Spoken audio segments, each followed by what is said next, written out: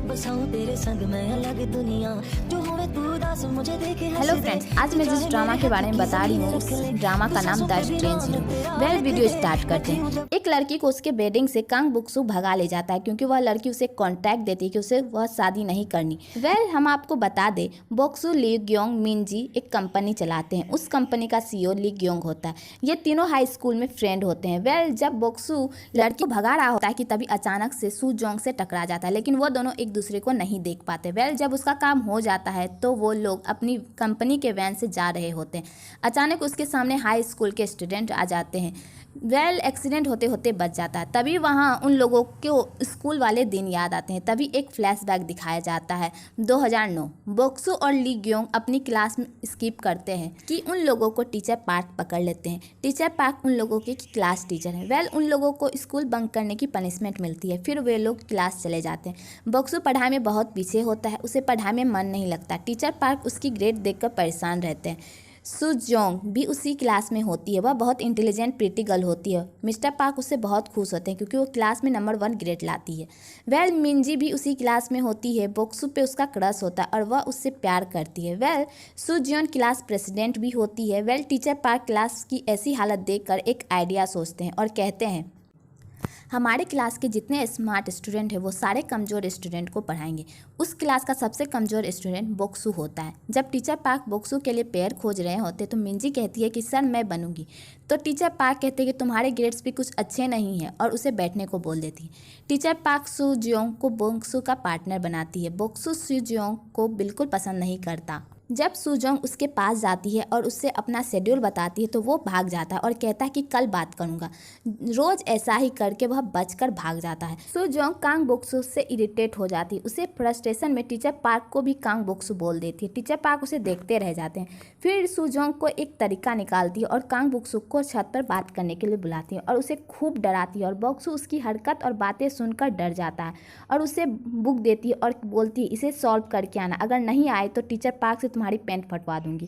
Kong बोक्सू डर जाता है और सीधा घर जाके पढ़ने लगता है। तभी उसका नेफ्यू आता है और उसे पढ़ता देखकर नानी को बुलाता है। कांग बोक्सू की माँ उससे इस तरह पढ़ते देखकर आश्चर्यचकित होती है। वेल इसी तरह वो लोग एक कंपटीशन में भाग लेते हैं जिसमें कांग बोक्सू के पैर पर चोट लगी होती है, इसलिए वह भाग नहीं पाता और गिर जाता है। तभी सू जोंग उसे पीठ पर उठाकर वह रेस कंप्लीट करती है। धीरे धीरे बोक्सू को सू जोंग से प्यार होने लगता है तो वह सू जोंग से डेट पर जाने को बोलता है। तो सू जोंग बोलती है अगर तुम इस बार परीक्षा में अच्छे नंबर लाए तो मैं तुम्हारे साथ डेट पर चलूँगी। तो फिर बोक्सू खूब मेहनत करता है और अच्छे नंबर से पास होता है। फिर वो लोग डेट पर जाते हैं। कांग बोक्सू सू जोंग से पूछता है तुम्हारा ड्रीम क्या था। सू जोंग कहती है अभी तक मैंने सोचा नहीं। कांग बोक्सू से सजेस्ट करता है तुम टीचर बन जाओ, तुम बहुत अच्छा पढ़ाती हो, और वह मान जाती है। वेल बोक्सू बोलता है तुम नहीं पूछोगी मेरा ड्रीम क्या है। तो सू जोंग कहती है क्या है, तो वह बोलता है सू जोंग का बॉयफ्रेंड बनना। वेल यहीं पर फ्लैशबैक खत्म होता है। 2018 में सू जोंग एक कॉन्ट्रैक्ट टीचर होती है। वह बच्चों की काउंसलिंग भी करती है। उसके पास एक स्टूडेंट आता है जिसका नाम यंग मिन होता है। वो आईबी क्लास का स्टूडेंट होता है। उसे अपने क्लास में कुछ समझ नहीं आता। उसे आईबी क्लास के बच्चे बहुत परेशान करते हैं, इसलिए वो मरना चाहता है। वह एक लेटर छोड़कर चला जाता है। उसके पेरेंट्स स्कूल में बहुत ही पैनिक करते हैं। सब टीचर उससे खोजने में लग जाते हैं, पुलिस भी खोजने में लगती है, पर वह नहीं मिलता। सू जोंग मिन को मैसेज करती है अगर तुम मरना चाहते हो तो मैं भी तुम्हारे साथ मरना चाहती हूँ क्योंकि मैं बहुत परेशान हूँ।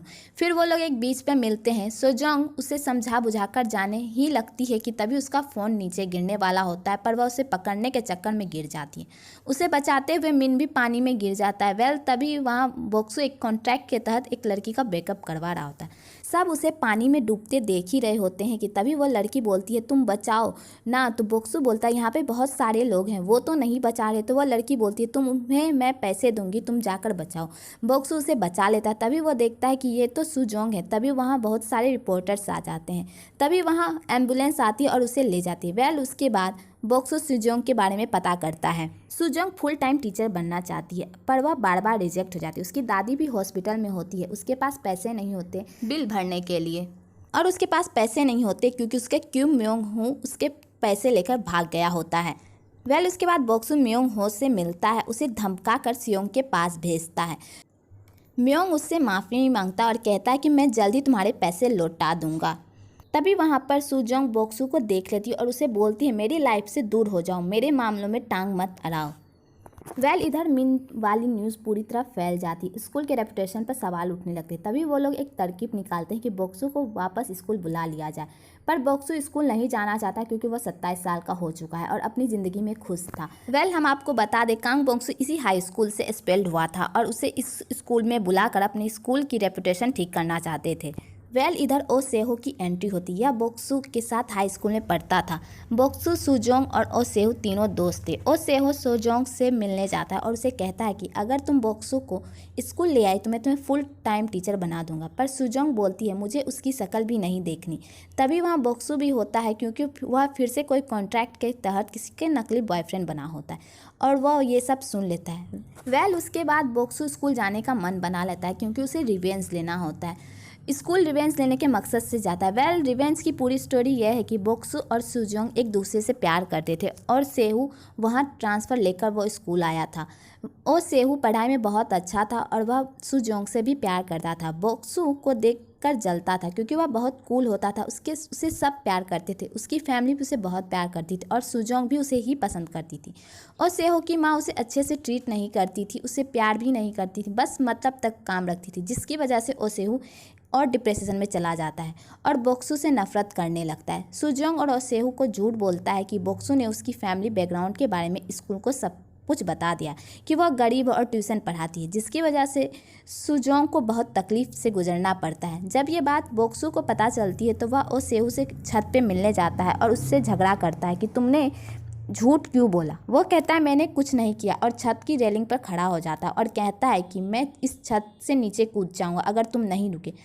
बोक्सू कहता है मुझे कोई लेना देना नहीं है। वो गिरने लगता है, बोक्सू उसे पकड़ लेता है लेकिन फिर भी वह गिर जाता है। तभी वहाँ सुजोंग आ जाती है और वह देख लेती है कि और उसे गलतफहमी हो जाती है और जब पुलिस उससे स्टेटमेंट पूछती है तो सुजोंग कहती है कि उसने बस ये सुना था कि बचा लो बोक्सू।